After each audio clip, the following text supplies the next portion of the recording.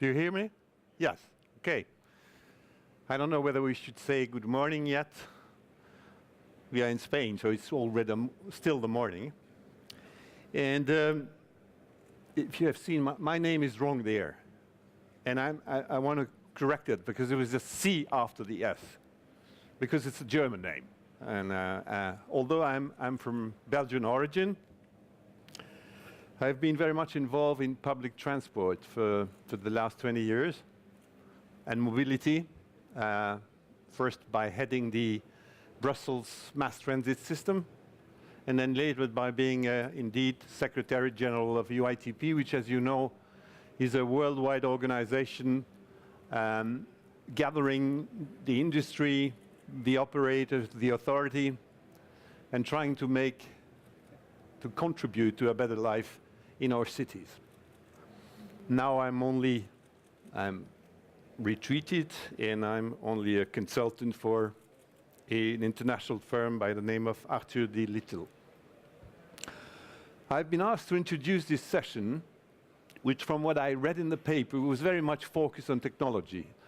After having talked to all the future speakers of this today, I'm very glad to see that the problem of the future of mobility has not only been viewed from the perspective of technology, but also all the different trends that are characterizing our time today. And of course, you know, of course, the digitalization trend and connectivity issues, but also the urbanization, which is a growing phenomenon since, everybody forecasts that in 10 or 15 years from now, by 2050, will be 80% of the population of the world living in the cities.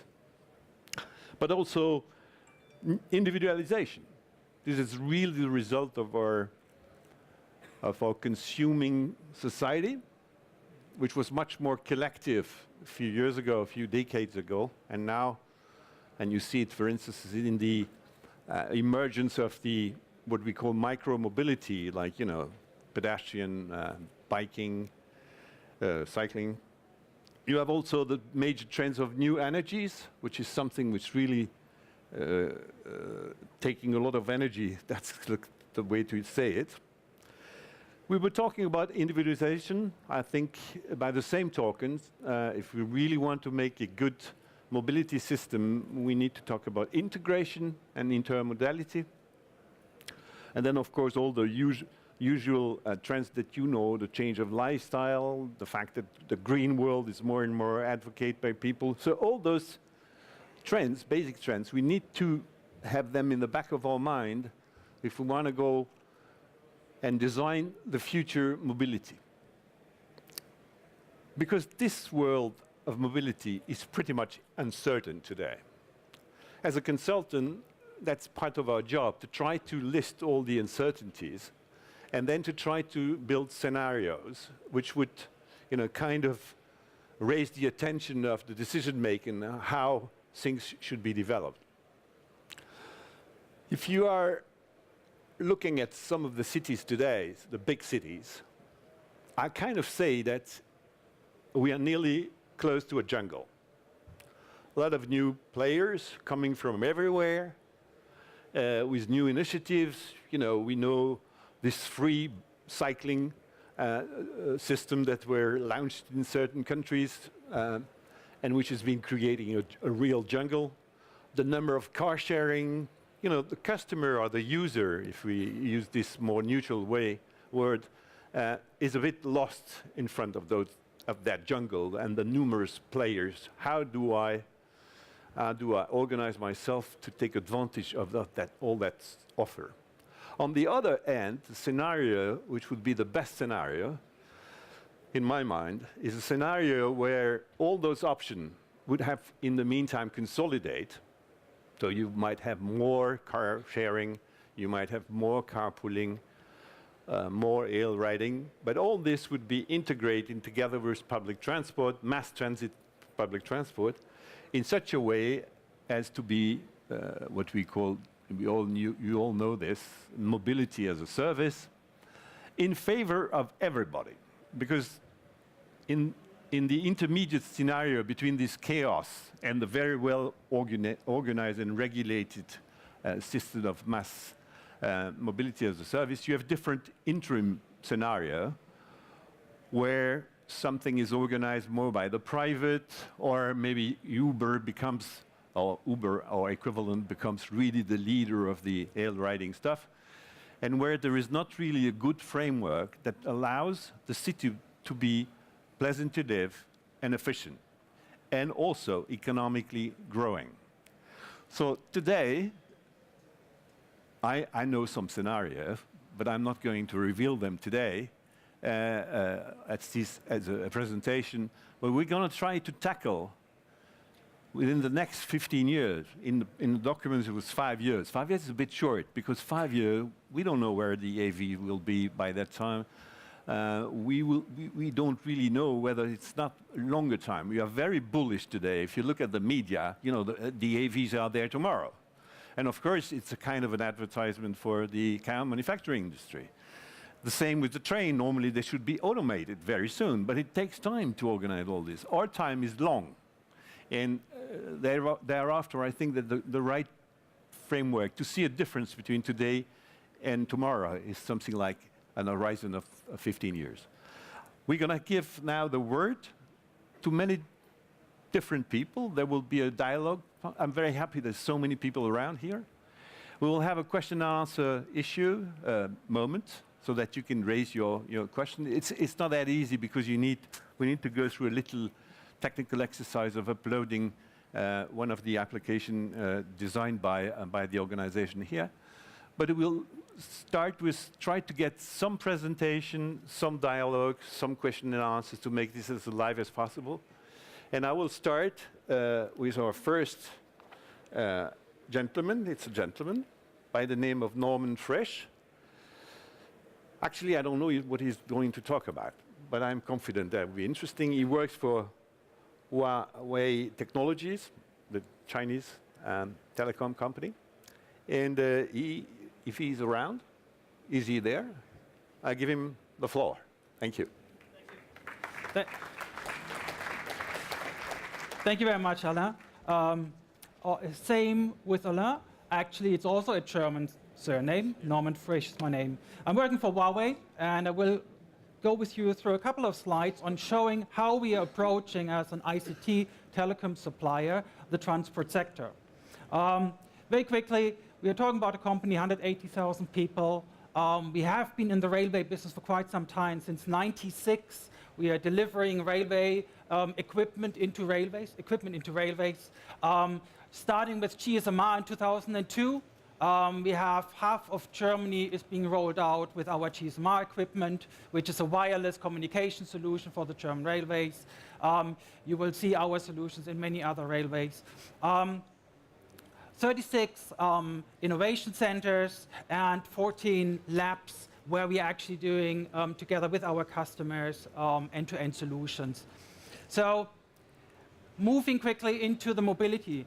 So very important, we are talking about a smart network. What it actually means is the network, you can only be smart when you receive information. You have sensors, you receive that information, and we do actually replicate something like the human body. As more information we have, as more sensors we connect, as more intelligent we put into the network, we are able to have better connection, better operation. And this applies to all of the different technologies. You see them listed down there. If it is cloud, big data, IoT, artificial intelligence, or wireless 5G communication. When you look, and we're talking a lot about digital transformation, when you look, actually, in the railway and in the urban mobility sector, we are pretty much at the beginning. Other sectors are far further ahead of digital transformation. The banking sector, the ICT sector, they all already collect data and make sure that their operation runs as smooth as possible, as efficient as possible, and as quick as possible with as least people working and doing mistakes in there. In the urban mobility part, you can see we're a bit further down on the line, and there's a lot of work ahead of us, and we can actually learn from the other sectors. And this is very important. So And why do we talk that? Mobility as a service or transport as a service, we are talking about a seamless door-to-door operation. And honestly, in the mobility sector, we are very far away from that. This morning I moved here for the presentation, going taxi, flight, taxi. It wasn't a smooth door-to-door operation, and I think all of you would agree you did not have a smooth door-to-door operation, because what is missing? Actually, each and every of these operators are sitting on their data silos, and they're doing perfect operation within their network. The metro system does a perfect operation. The Uber I took this morning does a perfect operation, but they don't talk to each other because they sit on the data. And they don't do that because they want to not share the data. No, they don't have the ability to share. And this is exactly where ICT becomes so important.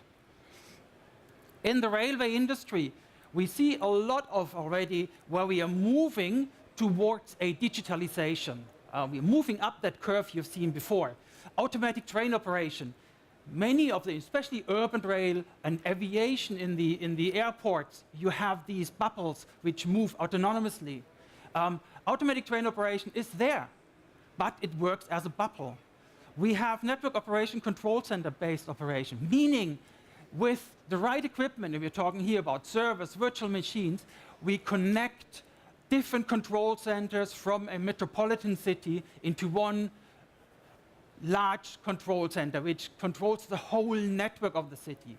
This is very important. If you want to streamline the metro operation, you will actually have the different metro lines talking to each other. When you today go into control and command center, you will see many different types of technologies, technology islands for video surveillance, for public address, for passenger information systems. They don't talk to each other. And with the right equipment, IT, servers, virtual machines, this can actually create a network operation control and command center. Service innovations and intelligent operation, they're all moving toward big data, virtual machines, mass data, IoT narrowband. And this is not only happening in the mobility sector, in the urban mobility sector. No, it happens across all. You're talking about industry, you're talking about smart cities. All of these sectors actually move in the same direction into a digital transformation. And the key is, this is actually not only opening the door to share data between an Uber, a metro system, and the taxi system in another country. No, it also opens the options to allow service providers, which are strong in the finance sector, to do similar jobs for railways to maybe do predictive maintenance. So opening the system with a cloud-based solution, cloud pipe and device solution, we allow a more smart solution and operation of your network. The next 4 slides are actually just roughly showing very quickly where these different solutions are. Cloud and network synergy. For the urban rail, we're talking about here a transmission network, wireless LTE solution, talking from the train to the ground, transmission up into the cloud, network computing storage, and from there further up you have different operating and control systems where you share the data between video, e-ticketing, or operation and security. Cloud pipe device, very similar. You have a transmission network, you do an end-to-end operation from the trains, from the maintenance yard, shifting out into day operation, stop and stop between the different platforms, and then ending up in the evening again in the maintenance yard, fully automated. How can you do that? With a device, you have the mobility, you see exactly what is happening in and outside of the train, you have train control and ELTE solutions for voice trunking and mission-critical data. Wireless networks, broadband networks, Wi-Fi, LTE networks, in order to support work mobility, meaning stuff which is maintaining your roadside equipment, maybe traffic light, maybe equipment along the track or platforms. These guys do have a mobile office, but can they use that mobile office? Only when their mobility are connected They bring your own device, you have electronic work order flow. All of that needs to work together. When you do that, you reduce your maintenance costs and operational costs by 20%. We've seen this with some of our customers. Broadband and narrowband IoT going, and this is a huge area for especially railways and metro lines. They have a large infrastructure. Predictive maintenance help them to reduce the day-to-day costs they have to maintain and operate their equipment. Predictive maintenance, on the other side, requires a constant flow of data collected by sensors back into the big brain and predicting what is going to happen. Is this equipment going to fail or not? Should we send somebody down there to make sure the equipment maintains running? The last 4 slides were pretty much roughly 20 plus different technologies I was talking about. ELTE, GSMR, IP/MPLS, all of these different technologies. Where do they come from? We are very strongly involved in over 360 standardization, industry alliances, and organizations to ensure open network, open infrastructure, standardized telecommunication solutions. How can we do that? We pump every year 10% of our sales revenue into R&D. And this allows us as a company to actually have all of these different technologies, state of the art, in different sectors, in the mobility sector especially. How do we help here in Spain? IP/MPLS, transmission network, here in Spain for a large section of the Spanish high-speed line network. IP/MPLS is being used to run more than 30 different services in one infrastructure, in one network, meaning for RDIF staff, more simple to maintain and operate their transmission network, which is used by many different entities within the organization to deliver data from A to B. Another project we're doing here for Metro Madrid, it's a pilot, but it's a pilot for LTE. LTE, we brought the very first LTE network in the metro system in 2013. This was delivering video surveillance from inside the metro line into the control center, plus passenger information and public address. We are here doing something very similar together with the Metro Madrid in a European funded project and with a local partner. Another project where we see railways are moving up the curve is for Czech Republic. It's a data center. So the solution here is actually, we talked about the network operation control and command center, meaning we have many different computers in railways, and we actually create a data center, a large data center, storage, expandable storage, which allows the customer to reduce the operational cost and to be ready to expand data processing, to expand with their day-to-day rail operation. So cloud. How do I bring cloud in here? And this is a little bit getting abstract. Why do I need a cloud? What kind of cloud? Do I want, as a railway operator or metro line operator, give all of my data up to the public? No, and you don't need to. What the cloud actually means is it's a function to allow you to share data which you believe are sensible to share.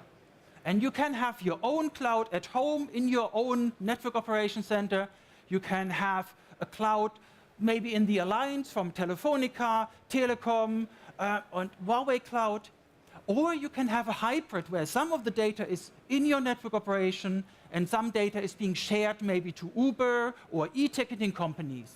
The cloud allows you that. And the key item is, with the cloud, you suddenly have the ability to ask third parties to create very simple applications to come back to the multi-mode network operation. Meaning, I share some of my data with Uber. I can allow to share maybe passenger-oriented data. Meaning, a passenger like me, this morning, I had my flight ticket, I had to have an Uber, had to have another taxi here. Why can I not have that at once? This would give me so many different options as a passenger, but the operator also has a large benefit of it. Can you imagine if British Airways, sorry, I shouldn't maybe mention it, would have known this morning that I was late because Uber told them about that? They could have prepared for that. So the options allowing cloud solutions are actually massive.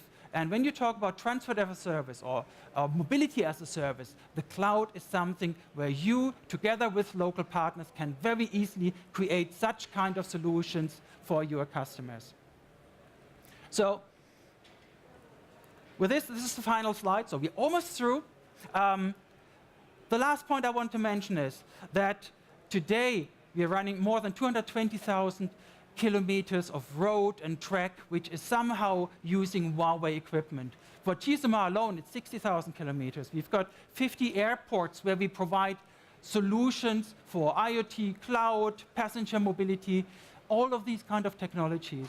And with just on the other side, it's about 10 minutes walk through the hall, you will have the ability to actually see what we can be doing. And hopefully, I get some questions from you during the roundtable discussion later on. And with this, I want to close my presentation and give it back to Alain.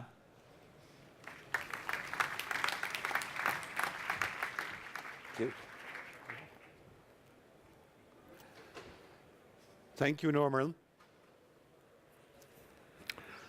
I guess, as a former railman myself, I'm very happy that he has been able to show that the rail industry is step by step moving in the right direction for digitalization. There's lots of work to do because there is it's a very conservative industry which is always reluctant to change because we have always been doing this way, and why would we change? But there is room for change, and with some pusher and some leadership, you can have to go there. I will remind you that one of the purpose of all this is because we are suffering from the car. I'm afraid to be so abrupt, but what we're suffering of in our cities, and more in our cities, is because we have too many cars. And if tomorrow we want to organize an ecosystem which makes our city more livable, we have to offer to our customer, to the car driver of today, an easy solution to move without having to rely on car, except when it's really needed. And I think that is really the purpose that we need to find, is to make it as easy as possible, facilitating the life of our citizens, so as to make sure that one day, even just the air that we are breathing in our cities is acceptable and not polluted like it is today in cities like Beijing or even in Europe. The next step, I don't know really what they are going to talk about, but it's two distinguished ladies that will join the panel. One lady comes from a major company, Microsoft.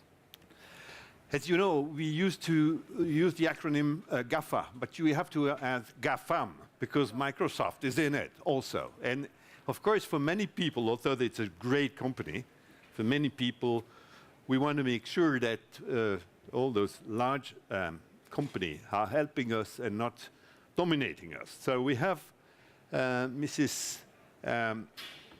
Trudy Norris-Grey from Microsoft, who is the CityNext leader worldwide, based in Seattle, far away from here. And we have another lady coming from closer, from Antwerp in Belgium. She works for the city of Antwerp. This is Mrs. Marijke De Roeck. And they're going to have a dialogue between each other because they know well each other, and they're going to make their own presentation that way. You have the floor. Thank you very much, Alain. It gives me great pleasure to interview you today, Marijke. The city of Antwerp. There are 3 points I want to make around the city of Antwerp. It's really important to you. It's really important to me. Do you know that the coffee that you drank this morning came through Antwerp? Do you know that many of the things that you wear or you carry actually transited through Antwerp? So it's really important that we keep Antwerp moving. The second thing, Marijke, is that this is a lady who has actually implemented door-to-door transit. Not just multimodal, but door-to-door transit. And I think we all want to hear about that. And lastly, why I think Antwerp is important, not least from what you've achieved, is that Antwerp represents 80% of the cities on the planet. It's not huge, it's not a Paris, it's not a London, it's not a New York, but it represents a city near you. Just in Europe alone, 30,000 cities like Antwerp. So my question to you is this something that you could implement in a city near you? So with that, Marijke, very important to us. You've done a lot of learning, but tell us the journey that you went on. What were the challenges? How long did it take? Well, it actually all started somewhere around 2012. You have to know that the city of Antwerp, together with its port, is responsible for about a fifth of Belgium's GDP, which means that really Antwerp and its port are at the very economic heart of our country. Since we are a port city, of course, reachability and accessibility are really, really very important. But unfortunately, Antwerp is also one of the most congested cities in the world, which is a very big threat to the port as well as the city. So we knew we had to do something about this congestion, being at the very heart also of the European TEN-T network. So we have to deal with a lot of transport, trucks coming from Spain going to Denmark or to Norway. They all mostly come through Antwerp. So if we want all the economy in Europe going, we had to do something about this. So the first idea was, okay, let's start improving the infrastructure. Okay, so far so good. The funds were there, the plans were there, and the roadworks were being planned in 2012, 2013. And the implementation date came nearer and nearer, so we thought that most of these major roadworks would start in 2014. But if you are already a very congested city and you add roadworks throughout your city and your port, what will happen? More congestion. So we knew that we had to come up with a kind of mitigating plan just to really ensure that the congestion wouldn't really soar to the sky. We came up with a plan to make the most of the people working in Antwerp, commuting to Antwerp on a day-to-day basis. We wanted to make them shift their behavior. So we really wanted to invest in a modal shift from car trips to more sustainable trips. So this was the idea. This would not only improve the accessibility of the city and of the port, at the same time, we're also hoping to see a major increase in air quality and a reduction of noise pollution, because these two are really big issues that the city is facing right now. And we also want to be an attractive city for investors, for residents, for students, because although you're not aware of this when you visit Antwerp, but we are also a student city. So, but this as a city, you want to be an attractive living place as well. So tell me, what kind of modes of transport were you covering when you looked after this program? Well, since the car is no option, you get stuck in a traffic jam, we were looking at public transport as a first partner, the most logical partner.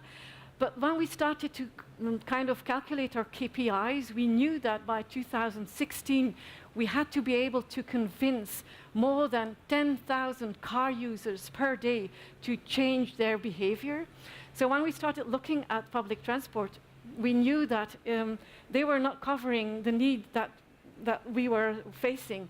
So we knew that when our Flemish transport company, they had still room for, let's say, to cover 3,000 car drivers.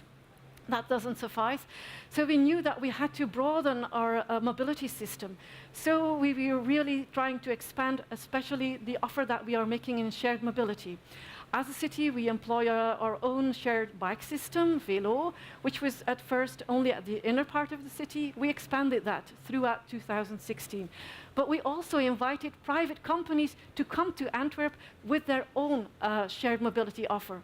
So right now, today, we have about 10 different private companies offering shared cars, and we have more than 3 free-floating shared bike systems, all operating in our city. But tell me also, and tell the ladies and gentlemen here, what happens if I've already got my own bike? Well, if you've got your own bike, you're okay, especially when you use it to come to your office or to go to work. If you have your own bike and it was still sitting there somewhere in the hallway or in your garage, we offered you an incentive. So we have an entire scheme of subsidies just to get people out of their cars and onto their bikes. But then again, the complaint can be made, yes, but I don't really know a safe route to get there. And so the city was also thinking of how can we help people get out of their car and use another means of transport, be it a bike, be it public transport, or be it a kind of shared mobility. So the idea rose somewhere in 2014. We went to the Netherlands. Of course, when you're a Belgian city, you go to the Netherlands and you have a look at what they're doing there. And in the city of Maastricht, we saw that they were kind of dealing with the same kind of problems as we were. And Maastricht had come up with a kind of travel planner. And this travel planner was made by, was supported by B-Mobile. And yeah, we started thinking like, it's really nice to have a travel planner that does what you really want to offer as an advice. Because when you look at all the classical travel planners, and I apologize because I'm going to insult Google and I'm going to insult Waze, they offer you simply unimodal advice. So they give you an advice to get into your car, or you can get on your bike, or you can start walking even though it's unfeasible, or you get an advice for public transport. But they never combine all these things. And when you're a car user, you can use Waze, and they'll tell you also how to avoid all the road blockages or all the congestion on the road. But this was not what we wanted. We especially wanted a type of advice that would get people out of their cars, or at least out of their cars before they reached the congestion in the city. So we were very ambitious there, and we wrote up a tender, we put it out in the market, and the ambition was build us a truly multimodal travel planner, one that combines car trips with public transport and with bike trips. And not only with bike trips of your own bike, but also with shared bikes. So we wanted to add the shared offer there as well. So this was a challenge we put in the market at the end of 2014. It took us quite some time. By the end of 2015, we had a company, B-Mobile, who offered us a solution. And we already knew B-Mobile because they were working with us on our parking system. So they were already giving advice to car users. But now the challenge for them was integrate a good advice for bike users and for public transport users, and most importantly, for users who need to combine all these modes on their trips. So one of the things that I'm always asked about is, I want frictionless travel. So you've done that, but what about the payment? Yeah, this is still something where this is still a challenge for the city. I've already told you that we also looked at the private market of mobility companies because we knew that the public transport sector wouldn't suffice. So thanks to that, we were able to gather kind of a marketplace in Antwerp. Today, we have more than 80, not 18, 80 different players that have a mobility offer in Antwerp. And now we know, okay, when you've got this many, and it's all siloed, as Norman just indicated, then it's not going to work. So as of 2016, we were also thinking about introducing mobility as a service in our city, so as to be able to combine all these different offers in indeed a seamless way, because pricing is a kind of a barrier, but not only pricing, also the fact that people don't know how all these different offers operate. People don't know how they can buy a ticket for the lane or for our railroad company, or how even our shared bike system operates when you're on the go and on the fly. So this is why we introduced this. We're not there yet, but we have been able to operate as a kind of a living lab in our city. Today we have 4 different mass providers working in Antwerp. One of them has got a B2B offer, and we've got 3 of them working on a B2C offer. But it's still all very confined and in a really, in a kind of a pilot way. And what we see there is that interoperability, or really the sharing of data and the sharing of services, is crucial, is key. But also key is the availability of an intermodal travel planner. Because if you don't get intermodal advice, yeah, people won't use all the services that you've got there. So it starts with a good intermodal advice. So we knew that the foundations are there, and so the building is being is under construction. Let's say that we've started to put out a number of seedlings to build a kind of a mobility ecosystem. Yeah. The soil is there, it's a very fertile soil, and as a city, we're hoping to speed up the growth of all the seedlings that we've put out there by issuing several calls. And one of the next calls we're going to issue is how can mass providers and mobility providers or mobility service providers come and work together on an IT platform, because we know that it's very difficult to open up your processes, your digital processes to others, to make the right kind of services and APIs, just to be able to share stuff. We believe that there's a huge market out there. There are a number of frustrated car drivers waiting for solutions. So it's just a big invitation to the market, and just join hands together and start collaborating and help us build this system. This is really impressive. Door to door, you're doing it now. But tell me, what does the citizen or the visitor think? What's the KPIs? How are they doing? The KPIs, fortunately for me, they're very good. We knew that in 2017, we had to convince about 10,000 car users per day to leave their cars at the border or the skirts of the city, because if they would have entered the inner city, all the computer models told us that we would get a gridlock. That was the prediction. So we knew that this was a challenge. So we set up a monitoring system as of 2016. So we were monitoring how many cars were entering the city every day or leaving the city every day. And yes. So we had this zero research, and then we had the testing afterwards.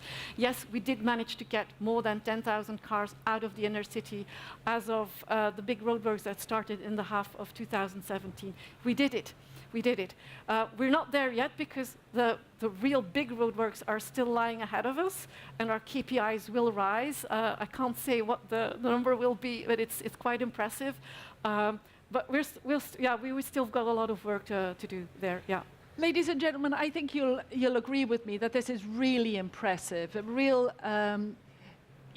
real avant-garde in terms of addressing the door-to-door and using mass transit to address mobility as a service. So we've run out of time now, but I would urge you to come to the East Agora, 4 p.m, if you'd like to discuss more about intelligent cities, including urban mobility.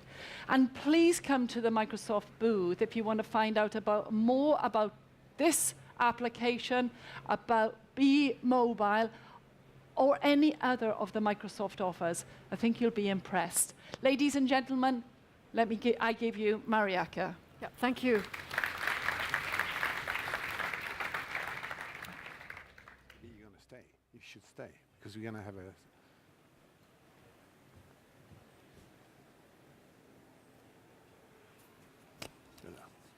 Where is it? Okay, thank you very much. Being a Belgian citizen, I can tell you that Antwerp is the worst place to go with a car. The ring around Antwerp is really dreadful.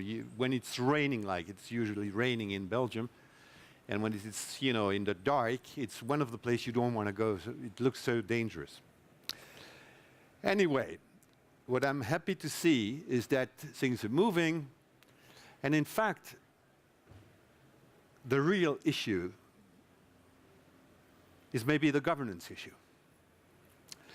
Because today the market is very bullish, and everybody is coming up with an initiative. You heard that by Marijke, that AT supplier of mobility in Antwerp, and you can duplicate that everywhere in Europe. The problem is to organize that ecosystem, and I do believe that's where it is difficult. Antwerp actually, however she thinks, is not pioneering. I tell you, knowing from my experience, there are other cities where things are much more advanced. And I would refer you to two cities.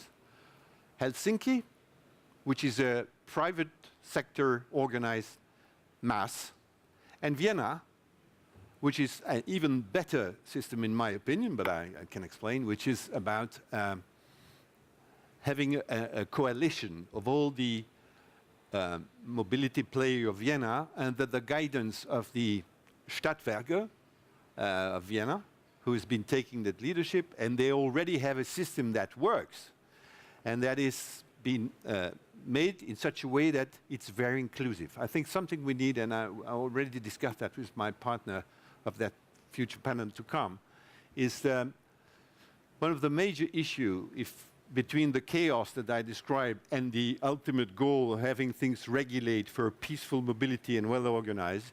You may have different scenarios where you are not inclusive for everybody. So, private partners are normally trying to make money, which is fair, and that's what is driving their innovation. But at some point in time, they don't care for part of our city, because some part of our city is not very profitable. And in cities we have, especially in Europe, we have many, say, poor people, low middle class, and those guys would not be able to move if you don't give some sort of guidance and governance and do something which is already working very well, because it seems to discover the moon here, but in fact, if you look at rate cards, so tariff, price for transport, there is in Germany integrated rate cards for years. There is the same here in Barcelona here. And it means that when you buy, you use different player of the supply chain, one public transport, then another public transport, another car, it's on the same smart card, and you have a price for the whole system. So this is something that can happen if you have a good public governance that push for this. And that will be my intermediate conclusion. There are many examples. Everybody's trying.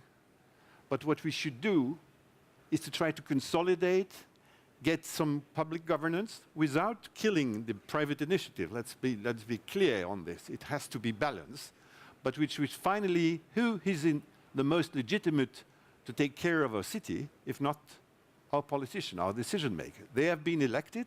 They are the one who needs to tackle this issue, using all the strengths and initiatives of the private world, and so as to make sure. And I'm afraid when I was mentioning Microsoft, what we really want, and that was the mantra of the UITP, was yes, we want to collaborate with the industry. The industry is a very important player, but it has to be left, the decision has to be left in the end of the elected people, and the one who are elected to run our cities, and that is there where we have to go. Now, we have a second panel, very interesting, I think. And there a smart gentleman from Amsterdam.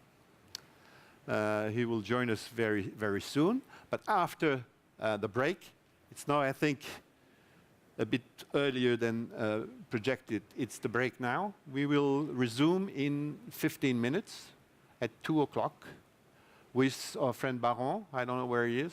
He must be somewhere, leading the show for the second part of this session. Thank you very much for your patience. Yeah, my role this time will be much shorter.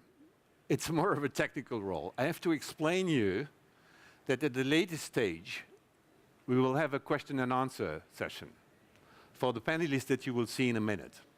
And to make it easier, at least that's the purpose of all this, we're going to have to use an application which has been developed by this organization, which is called Ask and Vote.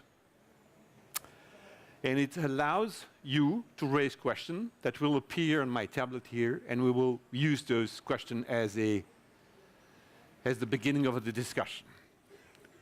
So what we want you to do is to be your smartphone or tablets to be connected to Wi-Fi. I guess that you know that it is called Cisco 18. Then you have to open the Smart City EWC app and click on the Ask and Vote option. If you don't have the app, you should open your web browser and go to www.smartcityexpo.com/ask-and-vote. And thereby you will be in a position to type your question, and this question will come here. But this is for a later stage. I hope, I've never been doing that in my life, I hope it's understandable. And in the meantime, we'll start with our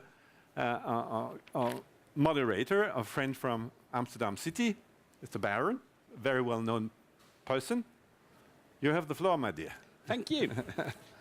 And thanks for the opportunity. I think Cisco 18 sounds a bit like a website for adults, isn't it? Meaning you need to be 18 and everything.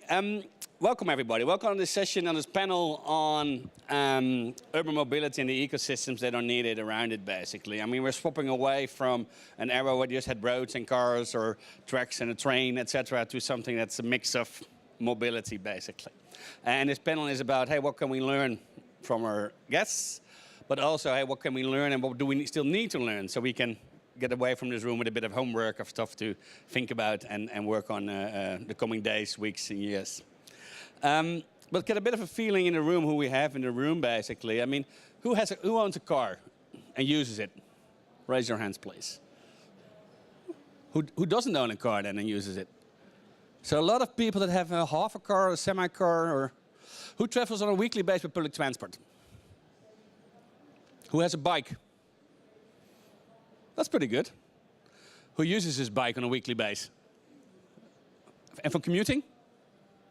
Oh, okay, less. Okay. So not that bad, actually. I mean, I think we have a pretty multi-modal mix in the room. We have a few people who don't travel at all, 5 or 6. But for the rest, I think car use, ownership, public transport, bikes. So I think we have a good mix of people in the room. So what we're going to do is we have 4 speakers who give a brief 5-6 minute introduction on their views on, well, where will we be in 5 years on our urban mobility and what's the ecosystem around it. And then we try to have a bit of discussion amongst the members of the panel, but also with you in the audience. So please start thinking about for questions during the presentations and the introductions already. So we start with Mark Saunders, who is the director at Ferrovia, based in Edinburgh. Well, take us with your thoughts, how you look into the ecosystems that are needed. Big hand, please. Thank you, Joe. Okay, so what I'd like to talk about is avoiding the paralysis of choice. Again, we have a full room here, so obviously you guys are interested in future mobility, smart mobility, new mobility. So let's go. Okay, so the first session really sort of set the frame around 5 years, which I think probably in this room we all agree, Alan especially, is quite short. What sort of change are we going to see in 5 years? Well, it's not going to be no change, or at least I hope it's going to be no change. Look at those images. But it's equally unlikely to be big change, so probably somewhere in the middle. So what is it that's really affecting that sort of change, the pace of change, and what kind of change it is? So here we have, you know, and you will know that your own context. You could be from cities, from local government. You could be third sector. You could be businesses. So from your own perspective, you would have this view: where do I start? From a business, where do I invest? From a third sector, where do I support? So these choices, some of these are technologies, some of these are business models, but they're all choices. And my argument here is that if we're not careful, we have a paralysis of choice, which means that we're not able to make a logical step forward. In the top right, you have the Ferrovial Services car share operation in Madrid, for example. Does car share take away from public transport? Well, it can do. You know, if it's not designed well, it can do. If it's designed well, then it can enhance public transport. Uber versus taxi. It's not Uber and taxi. Is scooter share Is that against bike share? Maybe it's the new bike share. No, it's just a different demographics, it's a different user base, it's a different mode of transport. We have these challenges, these questions around docked bikes, dockless bikes, as Ferrovial Services will be operating the docked bike service in Barcelona next year. Is this about public? Is it about public control, or is it about letting it open for the open market? Unless we have a platform and a foundation for these questions, we're going to struggle to move forward. So I'd like to use this presentation to really set some of the foundations and set some of the corners of the framework which will help us move forward.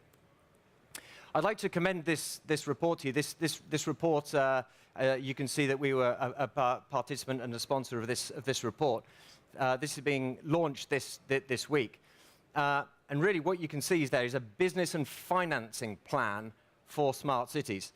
And part of that, a key part of that, albeit not only the only part, is mobility. And what that really says is that mobility is a good bet. It's a good bet for businesses, and it's a good bet for cities. That means it has a good return on investment. And the advantage of this report is that it's actually quantified. And we don't see many numbers associated with mobility and other smart city focuses. We see lots of technology. We see IT, but we don't really see, well, why should you be doing it, and which is the correct order to be able to do these things. We can see that mobility benefits people at an individual level.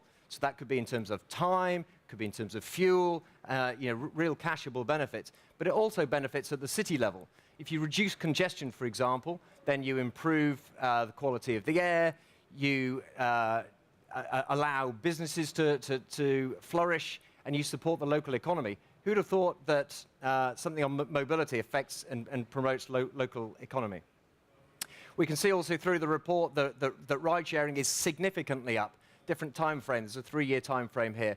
Car sharing, these are things which are going to happen in the next well, they're happening now, of course, but they're going to continue to happen in the next 3 years. So in our 5-year or in our longer term time horizon, these are the things that are going to happen now. Connected autonomous vehicles, they might have a slightly longer term horizon, but still we can sow the seeds for that development now. You can also see some of the benefits of car share at the bottom, that more people that use car share start to reduce or even select their private vehicles as a choice. Another interesting part coming from the report is how different cities allocate their budgets to mobility. This is a relative term, but poorer cities, for example, Lagos, sorry, I should say that a benefit of this report is that it spoke to government people, it spoke to businesses, and it also spoke to local citizens within over 130 cities. So now we have this benchmarked data, and we can see that generally people in poorer cities, this was a trend that came out overall, are not happy with their local government because they feel that they're not investing enough in mobility. Other developed cities, richer cities relatively, so for example, Chicago and Copenhagen, the citizens are happy with the way that their cities have performed and invested into this. An example we have on the right is a project, a computer vision project that we did in the UK, and this demonstrated benefits both to the citizen in terms of facilitating their passage through the city centre, but it also speeded things up for the vehicles too, and improved air quality. You can do all of those things at the same time. So in terms of just sort of wrapping up, I have two slides left. What about key considerations in this new mobility? Is it public, private, or voluntary? Is it public versus private versus voluntary? I would hazard that it's a little bit of all of them. Certainly there is no one size that fits all. Every city, every place will have a different mobility solution from the next one. It's not possible to copy and paste in every scenario. Certainly there is no single organization that can deliver this. The people speaking on this panel are all large organizations, but none of us can do all of this. Therefore, it takes us to a point of collaboration. We heard it earlier. Data must be accessible, not hoarded and protected by people. It doesn't mean it's free, and it doesn't mean that it's not belonged, but it needs to be accessible. And this pace of change, I'll give an example of the the worst case of the pace of change. This was maybe when there was an oversupply of new vehicles, but also in terms of reduced demand. So the supply and demand wasn't in this balance. So the pace of change was wrong. We need to decide the pace of change to move forward. The picture bottom right would probably explain where the pace of change is not quick enough. And that reflects voters and so on. Okay, so in summary, I'd like to leave you with this. We're all interested in intelligent mobility, new mobility. We all want to move it forward. But how? How do we avoid this paralysis of choice? And I would just suggest some of these things, which are short-term activities, probably in the next 12 to 24 months. These are real things that we can do, together. Understand what you're trying to achieve. Paint a picture, paint a vision, and then it's helpful to have people comment on it. What is going to work in your city? That not everything will work everywhere. So have a sensible thought and a discussion about really what's going to work here. Will the dockless bike scheme with 5,000, 10,000 bikes landing next week on Monday, will that work? Maybe it will, but maybe it won't. Be clear on the role of the council especially. This is a multi-stakeholder collaborative approach, but be clear specifically on the role of the council. Do you want to lead? Do you want to facilitate? Or do you want to step back and let it happen? This is a role you could choose. The point about understanding what people want and expect, really engaging your wider stakeholder, but especially the citizen. Ultimately, there's no point in having a technology or a service if people aren't going to use it. So really ask them, really listen. We're talking a lot about moving people around, but also moving goods is an important consideration here. What does that look like in your city? How would that be improved? And I suppose the final point, having identified and collaborated, co-created on a vision that people can buy into, what is the roadmap? I think having a vision is good, but you need to have that roadmap that helps people understand what is step one, what is step two, and when they come in. That way we'll avoid this big rush to do everything at the same time. And if possible, you can make that apolitical, maybe not so easy from a city point of view, but if you can, and if you can make it longer term, then I think we have a chance of success. Thank you. Great stuff, big hand. Thank you, Mark. I'll take 5 seconds of rest and think of one question you want to ask to Mark. So we do questions later on. Take 5 seconds. Everybody has a question? Yes. Then we go to the next speaker and keep the speed up a bit. Sylvain Chef is the International Director of Bouygues Energy, Bouygues Construction. And he's the, well, I would say the driving force behind your international innovation at Bouygues. Here you go.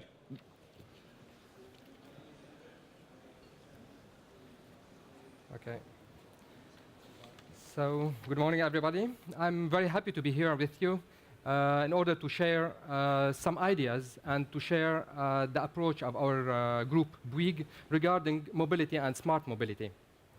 Let me start with a short presentation of our group. Bouygues Group has been supporting the development of cities of territories for decades in France, but also on the 5 continents. Our group specializes in design, construction, but also operation and maintenance of major infrastructure, in particular, the mobility of goods and people, roads, motorways, high-speed railways, but also city centers, hospitals, buildings, and so on. Group Bouygues is a major player as well in the energy and the digital transformation, like photovoltaic farms or data centers. While continuing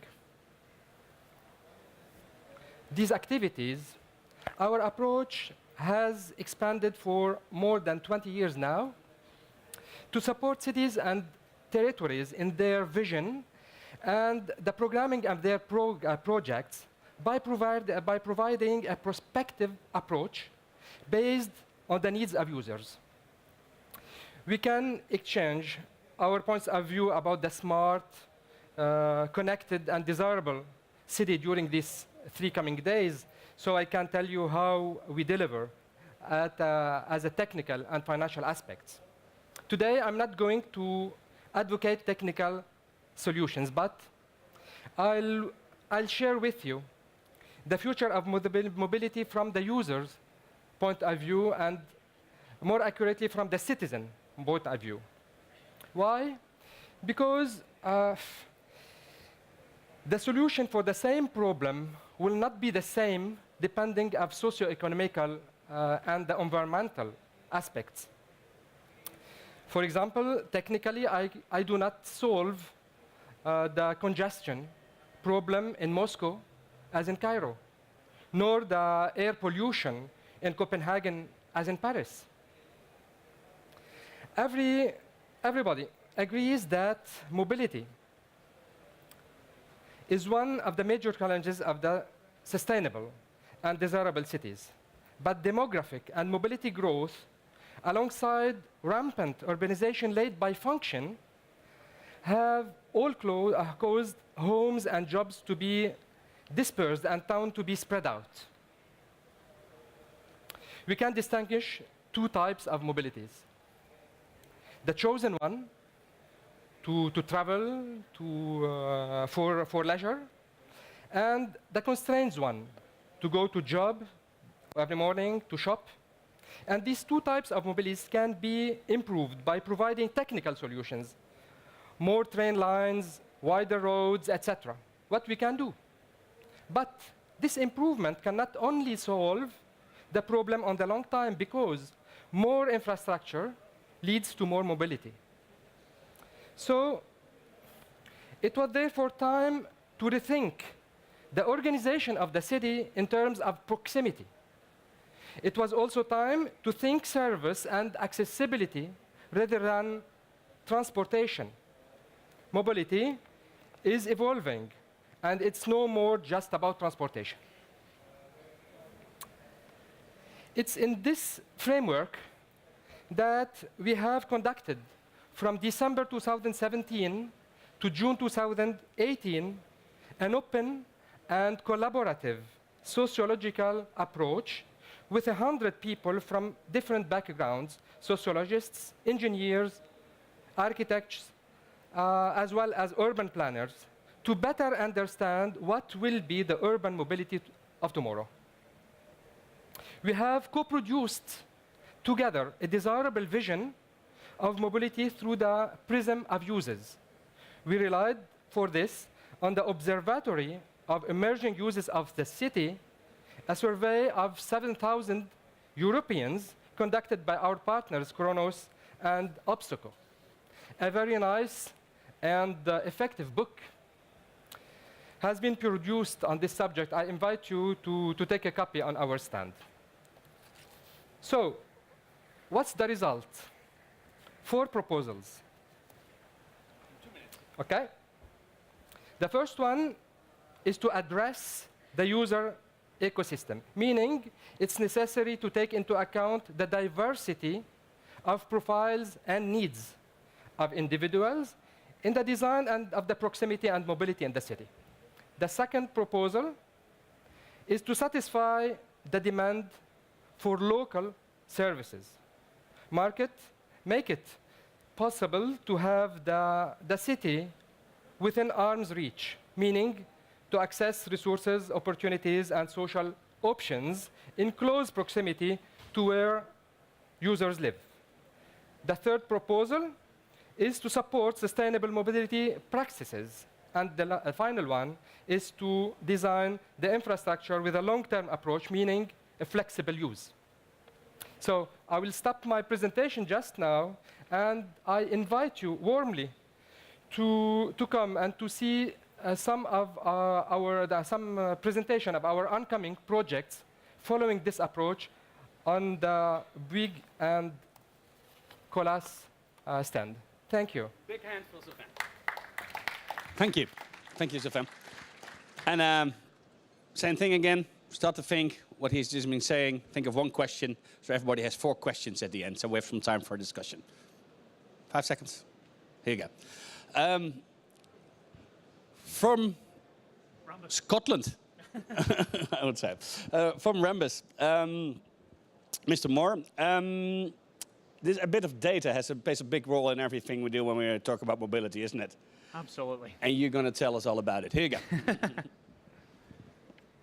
Okay. I have 2 children, 2 sons, 2 boys. They are called Rory and William. Rory is the eldest. He is 6 years old, and William is the youngest. He is 4. They are both hard work, as young children are meant to be. They're great fun, though. We love them to pieces, but they are boisterous and excitable, and they're boys. I come from a family where I've got 4 siblings, and of the 5 of us, 4 are boys, so I'm kind of quite used to this. I know when they're fighting what's a good fight and is kind of playful and fun, and what's the sort of fight you need to stop because they're actually going to hurt each other. My wife has 1 sister and 1 brother, and she's not quite so au fait with what's happening. She gets really concerned that they're actually going to hurt each other quite badly. But Rory, my eldest, he has a fascination with public transport. He absolutely loves it. So we take the bus whenever we can. There's a bus stop right outside our door. And so a bus trip into Glasgow is great fun for him. So bus is good. Train is better. Train is fantastic. When we go across to Edinburgh, we always take the train, not because we're going to do anything exciting in Edinburgh, really, but because he will enjoy the train ride. Absolutely loves it. But the best one for him is the underground in the centre of Glasgow, the kind of metro system that we've got in the centre of Glasgow. It's 15 stations, it's just a circle. You either go clockwise or you go counterclockwise, but he loves it. He absolutely loves transport underneath the ground. He thinks this is fantastic. But the last time we were there with him, we had to buy him his own paper ticket. He'd got above the age where he now needs his own ticket. And so he got his paper ticket, and he insisted that I did not throw away his disposable smart card, but instead we took it home with him, and he sleeps with it underneath his pillow. Sleeps with his paper ticket because he loves it so much. He thinks it's fantastic. But only a 6-year-old truly loves ticketing. To the rest of us, it's a necessity, a requirement for proving that we've paid for travel, that we've paid to access those services. It's a barrier. It's just an essential part of our day, not a positive experience at all. It's just something we have to get through in order to access travel. Even the most convenient forms. When I use my Apple Wallet to store boarding passes, I still have the hassle of having to go through and clear them all occasionally. On Sunday there, I got rid of, I think it was about 40 boarding passes from my Apple Wallet. The future that we have to be heading towards is one without those moments of friction, where truly frictionless, ticketless travel becomes the norm, taking away those pointless barriers to entry and instead freeing up time in the passenger's day. But getting towards that frictionless, ticketless vision of the future of public transport in the smart city is not going to happen overnight. It's a process that is going to require the deployment of a number of different technologies, but more crucially, the integration of those technologies into a coherent customer offering, where the development of a smart city provides opportunity for data connections and for good infrastructure. It's up to those deploying services to make sure that we're leveraging that investment, that we're leveraging the power of those services to use them in the right way. I can see 4 major trends that will bring this vision of the future of mobility to reality. 4 technology changes in the industry that are needed to bring frictionless, ticketless vision of the future to life. The first of those is account-based ticketing. The concept here is that instead of a customer pre-purchasing a right to travel, they instead validate a credential at the start of the journey and validate the credential at the end of the journey. A ticket fare is then purchased by the system in the back office, done for you, and payment is taken from your account. Account-based ticketing relies on 2 things, therefore. It relies on a token that you can validate for travel, and it relies on a payment method from which you can collect the appropriate fare. The second technology trend is mobile, and I'll talk more about this in a little moment. The third one is use of data. At present, many of our ticketing services produce reams of data, large volumes, these great big silos of data. But in my experience, operators and local authorities are reticent to use it. They're slow to grasp the value of that data for improving customer journeys, for improving services, for marketing materials, for getting more people onto their services, grabbing people and getting them to use public transport. Finally, third-party services. We have an opportunity with the infrastructure afforded to us by smart cities to link up services in a new and better way, where customers are helped seamlessly from door to door in their travel experience. Like I said earlier, mobile is going to be a crucial part of the future of frictionless ticketing. It's rapidly become the platform of choice for deployment of smart services. And it's not difficult to see why. I always carry my mobile with me. We all do. It's in my hand more often than it's in my pocket. So it's a natural move. Over the last few years, Rambus have been deploying HCE-based mobile ticketing into the transport industry. Truly secure smart ticketing, relying on techniques proven in the payment industry to store ticketing credentials securely on a mobile device. Customers simply tap their phone to travel instead of a smart card that they would have had to tap previously. This brings customers into the 21st century, accessing tickets on their mobile, downloading tickets and traveling instantly and securely. It really reaches out into that app generation. And operators reap the benefit as well of interoperability with existing smart infrastructure. So you don't need to invest in new technology. You don't need to invest in new gates and new validation devices. You simply use what's already out there. And reducing the reliance on ticket vending machines. Instead, each customer has a ticket vending machine in their own pocket. As I finish up, I want to tell you about 2 taxi rides I've taken recently. The first one, both on the way here actually. The first one was in Glasgow, where I had about an hour in the taxi getting to the airport. And the taxi driver for the entire hour-long journey was waxing lyrical about the problems of urban mobility. He was talking to me about congestion on the motorway, how every single day, always at the same time of day, the motorway in Glasgow snarls up and you don't make progress for an hour. You just sit in a traffic jam with car after car after car after car. And a journey that normally takes me 20 minutes took me an hour. And when we arrived in Barcelona and were getting the taxi to our hotel, there was an accident in front of us on the motorway, and again, car after car after car was stuck, sitting on the motorway, doing nothing, moving nowhere. We need to be heading towards a future where there is true modal shift, moving people away from cars and onto public transport.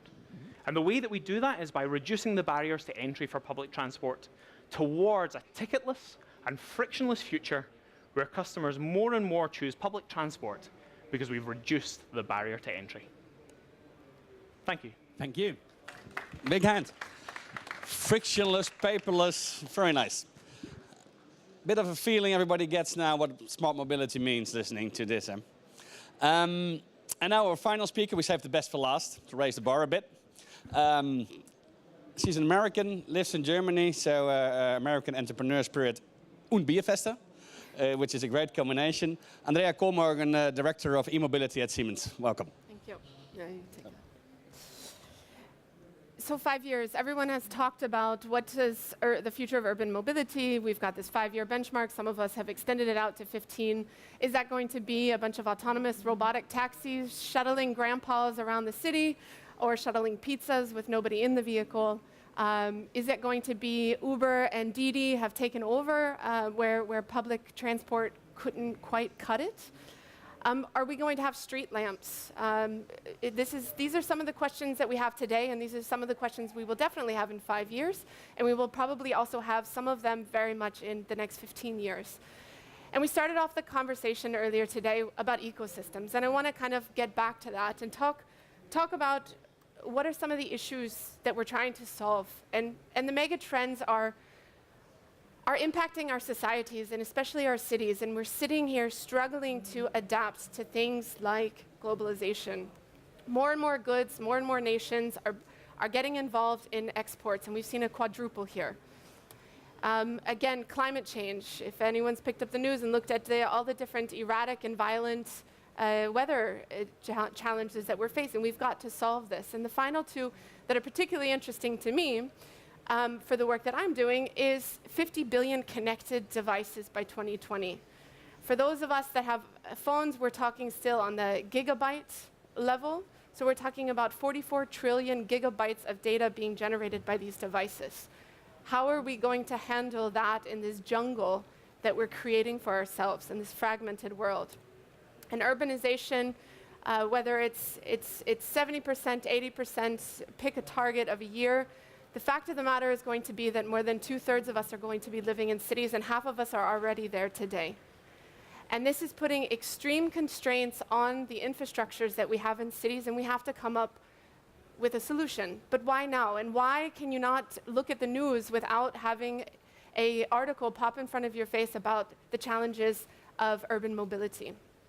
And this is a particularly sensitive and proud topic that we at Siemens have, because it's something that's been at our heart since 1905. This is the one of the first electric vehicles in serial production, called the Victoria. And this vehicle was developed for luxury hotel taxi service. So already in 1905, we had an issue of inequality in transportation. So what are the big levers that we see besides equality that we're trying to solve? And Siemens, we've got a long portfolio that I won't list out for you today. But really it starts around anything that's autonomous, connected, electric, and shared. Those are the 4 big ones for us. We've got multiple different opportunities, but the key is that it's converging. And convergence is really what is happening in the space today. It's happening in our cities, and it's causing a tremendous need to adapt to scale and speed. And this can be seen especially in autonomous driving. And we take Waymo for a moment, and what happened in 2009. Waymo started a little experiment of driving and collecting miles on roads for autonomous vehicles. And about 6 years later, they got their first 1,000,000 miles. The rest is history. We're talking about 50 billion connected. The data that these guys are getting from these miles, how are they going to handle it? Are we going to have an ecosystem that just allows for these autonomous driving providers? Or are we as cities going to find a way to not let this happen to us, but rather happen with us? And then you have a second topic of connected, and we talked a lot about shared earlier today. So when these 3 of the 4, I mentioned electric, I'll get to that, but when they come together, we as Siemens, I'll raise our hand, we can give you answers to this, but we cannot do it alone. Because without this ecosystem of the providers, both public and private, working together, these are but only individual solutions. They're not sustainable. You end up with fragmentations. You end up with 80 service providers going after a small piece of the pie in the market. And you don't end up with intervention-type decisions made to benefit the end users within a city. We talked a lot about collecting data, connected assets, and being able to provide things like monitoring and predictive maintenance. That's simply just intervention, and we need to take it to the next step and start allowing cities and enabling providers to make better decisions, not just being able to understand what's happening in their cities. And then we talk about the electrification trend, another big topic that's very, very core at the heart of Siemens. But let's start with how much of the consumption in cities. 75% of the energy, 33% of that is being consumed by gas-guzzling, air-polluting, non-friendly environmental vehicles, non-environmentally friendly vehicles. And that provides a lot of headache, but it also provides a lot of opportunity. As we see this trend of electrification evolving, take a small campus example of 2,400 parking spots. If we equip 20% of the just under 500 with electric vehicle stations, we're talking about 10 megawatts going onto a grid. And raise your hand if you know of a grid that's ready to take on what's happening in China, where it's not about 500 cars, but overnight, roughly 17,000 buses went electric. No grid that I'm aware of, with one exception, is ready to handle this type of electric load. We're talking about massive sector coupling between transportation and mobility. And this isn't just about a technological solution, because it can happen once, but it has to be sustainable, it has to be future-proof. And from a Siemens perspective, we're looking at how we can help enable cities, given what's happening in autonomy, connectivity, electrification, and sharing economy, to trust more. They need to trust us as a private partner, they need to trust each other, and they need to make sure that all the solutions that they pick for their cities on a very localized level can be trusted. Which means we need to partner together more. We need to work together in very uncomfortable ways. That starts also from a Siemens perspective, we say that that starts with us. And we have to partner better internally in order to make sure that the solutions that we're delivering into the external world are also future-proof and sustainable and scalable. And we need to connect more. It's not just about data silos, it's about using them and connecting them and understanding what type of data needs to be used. We'll talk a little bit maybe about data minimalization. But we need to have a holistic approach. We need to make sure that it's scalable. We need to make sure that we develop an ecosystem that supports this. Otherwise, all we're going to deliver are individual siloed technologies to solve this. Thank you. Thank you. Big hand. Please stay on the stage if you wish. Come on, guys. We have 15 minutes left in this session. So what I'm going to do, I'm going to ask, some questions for the audience. Yep. Thank you. And they will update automatically, I presume. What I will do is I will ask one question to the panel myself. That's easy when you're a moderator. And then I want to ask you if you have any questions, because I mean, that would be a shame that we wouldn't have any time for that, basically. So please start to about how you're going to phrase your sentence. Everybody has 4 questions, as we agreed upon, didn't we? So start to queue in a moment behind the microphone over here if you wish to ask a question. So a question for all of you. I mean, this is happening right now. I mean, this is not future stuff anymore, 5 or 10 years ahead. I mean, in all the talks, we need to make decisions right now. We need to choose what we're going to do, etc. Maybe all of you, maybe you could give one example of a city where something brilliant is being done and why. We didn't prepare this question, sorry. But I mean, to make it a bit more tangible, because an example where it actually happens, where people can go to tomorrow and see that is happening already. So we go from right to left. So I can give you an example of a small city like Antwerp. Yeah, okay. It's in the middle of France. We engaged 3 years ago discussions with the mayor of the city and the decision makers within the city to build up together in a shared perspectives in a new system of transportation, but also a new civic system with mobile application used by the citizens in order to give their needs, their opinion on the mobility and the different aspect of their daily lives. Okay? So continuous user-centric design, get their opinion. Exactly. And it's not a matter of transportation only, but it's a matter of organization of the city on itself, of the different districts to get together the houses with the job places, yep, and so on. And if you come on our stand, we have a very, very beautiful demonstration of a real city that it's that the project is ongoing now. I think we all agree, and we go to the stand later on. I mentioned a few times, let's go to the stand, because you can see what actually happens. Yeah. I think that's a good thing. Mark, an example of stuff you've been seeing. I mean, when can I touch something? When can I see something? Experience? Yeah, no, it's a good question. I would say, I will answer your question in a moment, that every city or many cities are doing something, but I would equally challenge that very, very few, if any, cities are doing everything. So all of those technologies, all the opportunities that we've talked about. So definitely no room for complacency. I mean, if we had to pick one, why wouldn't we pick the one that we are sitting in, which is Barcelona? I mean, clearly Barcelona is a smart city. It could be smarter.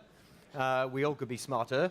But one program, an open innovation program we're working with Barcelona, including startups, is around this last mile challenge. So I would say that Barcelona is good because it's tackling that really difficult one with us. Cool. Yep. Richard. Okay, so I would like to start by echoing the point that was made just there, actually, that we are seeing a great fragmentation in the market, that there are systems being deployed beside each other that don't talk to each other, and you end up with silos of data and silos of functionality that don't really work for the consumer, so don't the deliver. The ecosystem is a bit of an eco-mess. Yeah, that's a good summary of that. However, the majority of the work that we do is in the UK, where we deploy systems that conform to an interoperable ticketing specification, and so we are working hard to make sure that the solutions that we develop don't set up their own little silos, but rather work with the other players in the market in order to really foster a good ecosystem. So good examples of that are where some of the work that we're doing up in Scotland, where we've deployed the HCE ticketing solution on Scotland's national railway, ScotRail, and you can take your ScotRail app and you can load tickets on that for the Glasgow subway, as I was talking about earlier, and you can go down into the subway, use your ScotRail app, and travel on someone else's network using the ticketing solution provided by ScotRail. So just an example where operators are starting to join up services, and instead of looking at the other operators with healthy skepticism and competition, starting to work together to deliver something for the consumer. So cool. For everybody, go before April 1st, Brexit, go to Scotland to see the ticketing system. Come anyway. Brilliant. All right, I mean, obviously, Siemens has presence in every country in the world. Probably have presence in every country, or do you miss countries? Most. Yeah, probably every country. There's some kind of presence. Try to select one example. I mean, the stuff you've been doing and why it's so brilliant. Well, I think, and one of the things that you can see at our booth, What number is the booth? is Lisbon. So Lisbon, and I would talk more also about the region around Lisbon, also at Cascais, but in particular something that they're working to build out is this ecosystem and working together. And what we're doing in Lisbon is not just introducing another e-bike sharing program, but trying to do bike sharing better, employing artificial intelligence and getting more into solving the problem of not just the constituents in Lisbon, but also understanding what are some of the problems of operators that have some of these shared vehicles, and applying and predicting and integrating stakeholders like the weather, and integrating that and predicting in order to solve the distribution challenges that impact me as an end user, but also are quite costly for operators. So it's using existing assets and infrastructures and connect them actually in that perspective, and not doing everything new. Yeah, okay. It's actually a Dutch philosopher stated a few months ago, basically, I like the sentence, said, new is not better, better is better. And we don't need to only think new, we need to improve stuff there as well. I think that's, as you said. Questions from the audience? And everybody has 4 questions, so I'm going to ask a few people what your question is, basically. There you go. Yeah, there's a mic over there. Could you, yeah, sorry, yeah, thank you. Thanks. My name's Mark from Singapore. It's a short question. Blockchain. I haven't heard it mentioned, although I came in just halfway through the starting The session. first session in Barcelona where blockchain wasn't mentioned, ladies and gentlemen. Isn't it interesting? So busting through the noise. We know there's a lot happening with freight. We know there's some very large companies moving their logistics platforms to freight. But I'm more interested, and that will certainly benefit cities, I'm more interested in the potential for mass transit. And I'm sure some of you will have a perspective on that. Who wants to? One person gets the opportunity. I talk about blockchain, but I'm not going to talk about blockchain for mass transit. I'll talk about blockchain from a charging perspective. Because blockchain is, I'm not a blockchain expert, but what we look at, there's a eco-mess, as you called it, in some of this mobility development. And what we don't need to do is add things unnecessarily. So where blockchain adds value, and what we're looking at it is for authentication and identity management around charging, and starting to build up a transaction-based blockchain network for e-mobility charging, and doing this in Berlin. So it's an option. There's the jury's out, or I think you have polarizing opinions on that. But blockchain for the sake of blockchain, we're trying to be very cautious on where we deploy blockchain for that. Yeah, cool. I would kind of echo those points. I think we need to be careful not to get too starry-eyed about, we hear the buzzword of blockchain and everyone thinks, wow, that must be better, that must somehow be more exciting.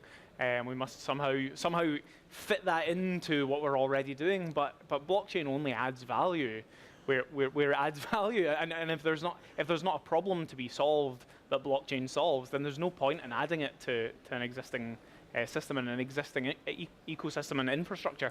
So I think we should be careful at chasing after a buzzword, chasing after a technology, which doesn't actually solve a problem that we have. Cool. Okay. Question from Lewis from the audience to Mark. Mark, you mentioned that try to make it apolitical in your presentation. What are corporates doing, like Ferrovial, doing to push that new governance and new regulations then? I mean, how does that work?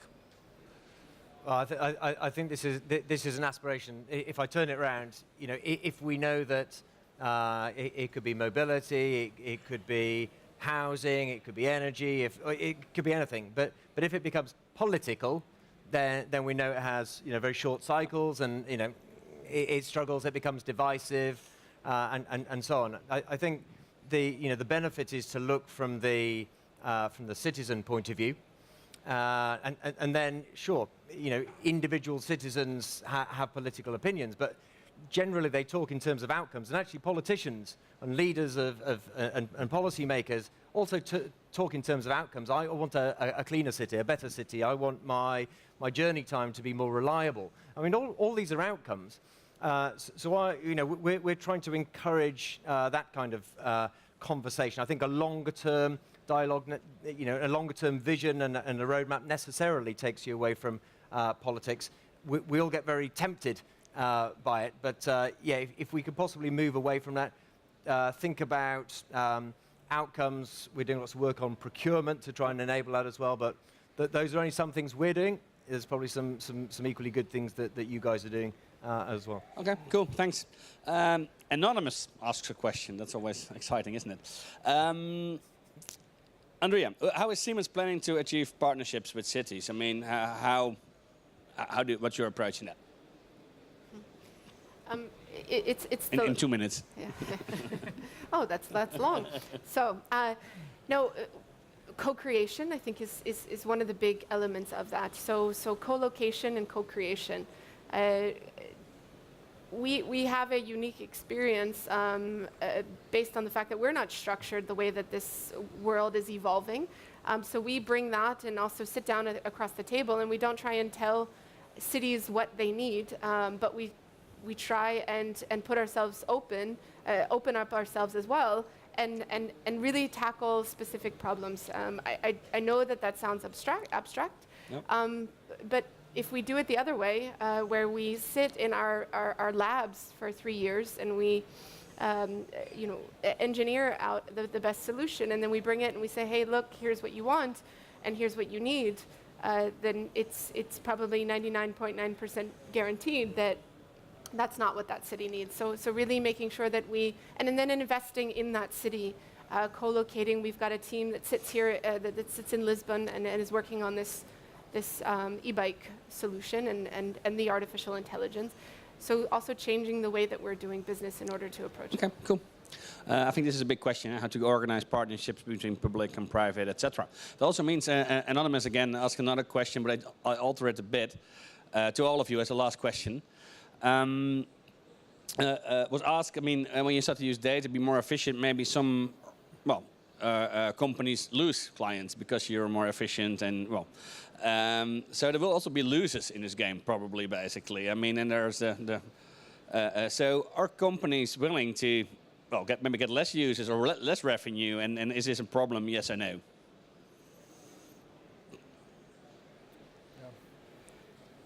Some will win and some will lose. That's basically the question.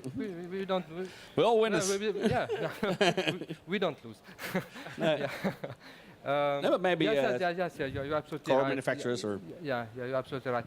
So the strategy is to, as Andrea said, is to share opinion. We cannot actually a company as ours. We are an integrator of solutions. We are not a solution provider, and as you can find technical solutions for different vertical problems. The mean is to build solutions that will answer the needs of people, of citizens. And with my experience, I didn't find two different cities with with the same solution. Donc, the need is different, and we should. It's our strategy. We should build with the solution providers as well as the decision makers. Yeah, cool for us. Mark. So look, as a service provider, we don't make our own technology. So accordingly, we're able to be agnostic and choose the right technology or the right solution for the right scenario. But sure, I mean, there are winners and losers in these things, but it's a big old world out there. I think what we have to do, just building on the point there, is listening and understanding what the city needs. And delivering the right solution for them. Also means maybe inventing new companies with new incentives and new business models. Sure, yeah. Cool. Be agile. Always. Yeah, and be agile, yeah.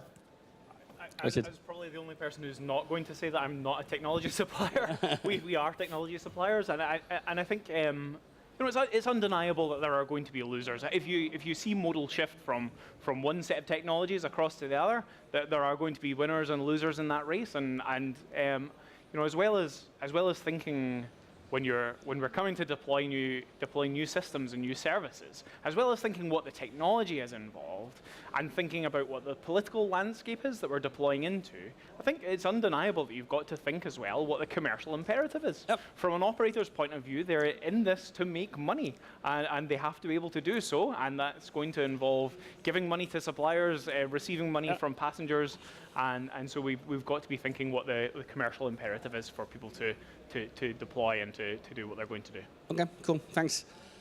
Blinking red numbers over there, so last answer.